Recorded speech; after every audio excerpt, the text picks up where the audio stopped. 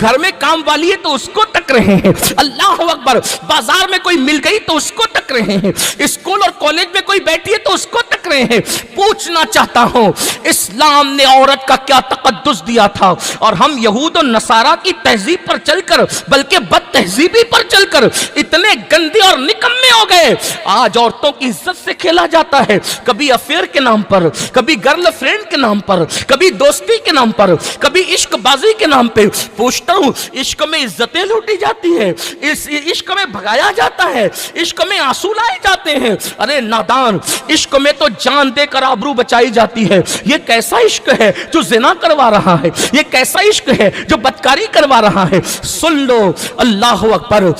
حضرت علامہ امام فقی ابو اللہ سمرقندی حدیث لکھتے ہیں، یاد رکھنا آج کل کے نوجوان لڑکے دوستی کرتے ہیں، اس کے بعد جو ہے پھر دل بھر لیتے ہیں، سب لوٹ لیتے ہیں۔ میں حیا کے پردے میں، کیونکہ میرے علماء، میرے بہت بڑے بزرگ لوگ یہاں پر بیٹھے ہوئے ہیں، لیکن مجبوری بھی ہے، اس لیے کہ قوم کے ناسور پر اگر نشتر نہ لگاؤں تو پھر آیا کس لیے ہوں۔ میری قوم کے جوانوں سن لو، لڑکیوں سے دوستی کرتے ہیں، اور دوستی کے نام پہ شادی کا لالچ دے کر، موبائل کا لالچ دے کر، زیور کا لالچ دے کر، گھر بسانے کا لالچ دے کر، کیا کیا لالچ دے کر اس کا سب کچھ لوٹ لیتے ہیں، اس کا شباب لوٹ لیتے ہیں، اور غریب ہو تو اس کا کوئی پرسان حال ہی نہیں، اور لڑکی ہے وہ کہے کس سے جا کر؟ اگر محلے میں کہہ دیا تو آئندہ رشتے نہیں آئیں گے، اچھے گھر میں بیائی نہیں جائے گی، کوئی شریف اس کو قبول کرنے کے لیے تیار نہیں ہوگا۔ پہلی بات تو میں سوچتا ہوں آخر ایسی بیٹیاں ہمارے سماج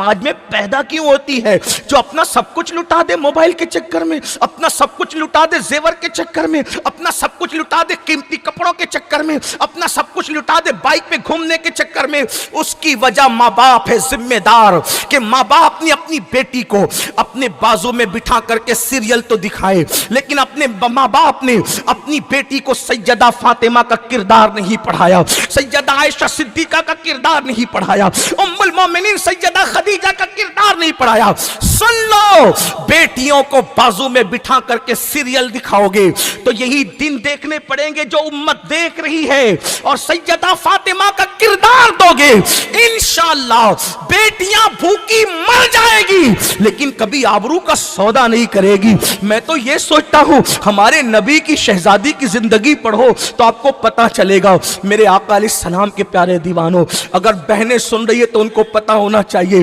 میں یہ کہتا ہوں اگر دنیا میں کسی کا باپ سب سے زیادہ مالدار ہو سکتا ہے، اگر کسی کو یہ کہنے کا حق ہے کہ میرا باپ سب سے زیادہ مالدار ہے، تو وہ نبی کے گھر کی شہزادیاں ہیں، حضور کے گھر کی کیوں؟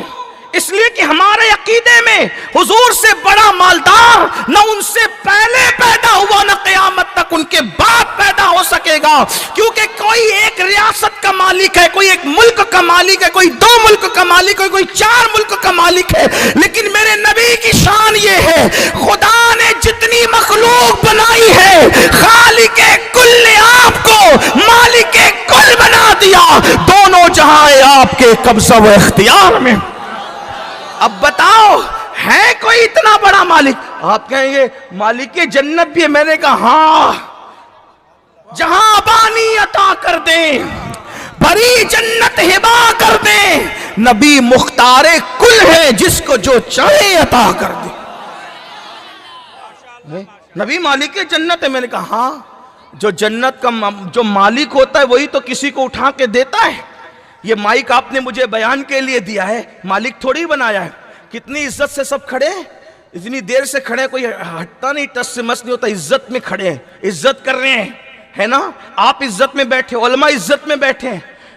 مائک اٹھا کر کے اگر میں مولانا توصیف صاحب کے حوالے کر دوں، میری طرف سے ہدیہ ہے، مائک والا بھیا بولے گا شرافت کی حد ہوئی، ایسا بھی آدمی آئے گا ممبئی میں تقریر کرنے والا اصلاح معاشرہ پہ، استعمال کرنے دیا ہے، آپ کو مالک نہیں بنایا ہے، میرا ہے تو کسی کو نہیں دے سکتا، یہی تو ہے نا؟ بولو یہی ہے نا؟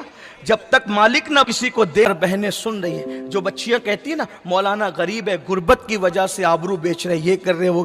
میں نے کہا سیدہ فاطمہ اتنے بڑے بابا کی بیٹی ہو کر اتنی تنگی میں اسی لیے زندگی. میرے قوم کے جوانوں ذرا غور سے سننا, بہنیں بھی توجہ فرمائے. جب سیدہ فاطمہ تو زہرا کا دوپٹہ اتنا پھٹ گیا اور پہلے سے 16 پیون لگے ہوئے تھے, اور اب پیون لگانے کے لیے بھی سیدہ کے گھر میں کپڑا نہیں تھا.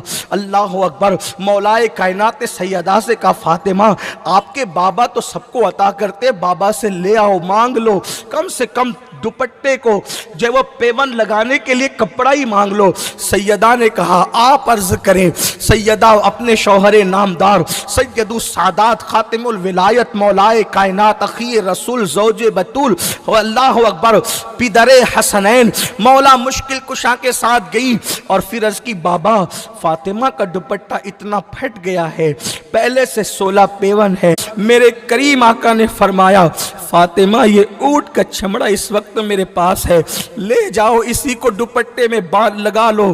اور اس کے بعد اونٹ کے چمڑے کو لے کر سیدہ جاتی ہیں, اور پھر اس کا پیون اونٹ کے چمڑے کا پیون اپنے دوپٹے میں لگاتی ہے اور سر پہ ڈالتی ہے.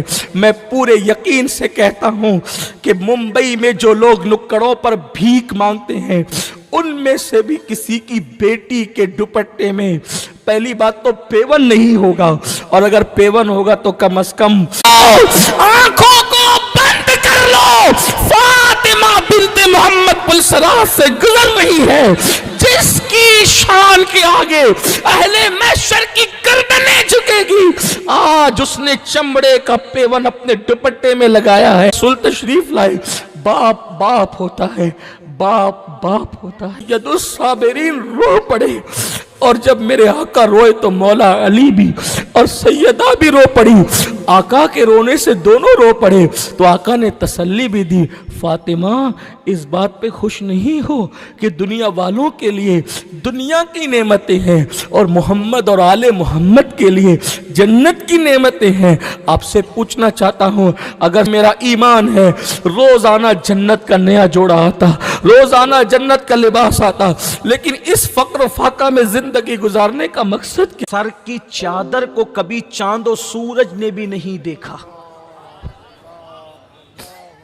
تصور کرو لاؤ دنیا کی کوئی بیٹی, چیلنج لاؤ دنیا کی کوئی بیٹی, میرے نبی کی شہزادی مہو مہر نے اس ردائے نزاہت پہ لاکھوں سلام. اس سیدہ فاطمہ کی کنیز بناؤ گے اپنی بیٹی کو تو بیٹی کہیں بھاگنے والی نہیں, بیٹی آبرو کا سودا کرنے والی نہیں. ماں باپ کا قصور یہ ہے, ماں باپ تو ہیرو کو دکھا رہے ہیں, ہیروئن کو دکھا رہے ہیں, سیریل کی اداکارہ کو دکھا رہے ہیں. کون ماں باپ ہے جو سیدہ, ارے سیدہ کی زندگی آپ اور ہم جانیں گے تو سنائیں گے, اماں عائشہ کی زندگی ہمیں پتہ ہوگی تو سنائیں گے, ماں خدیجہ کی زندگی ہمیں پتہ ہوگی تو سنائیں گے.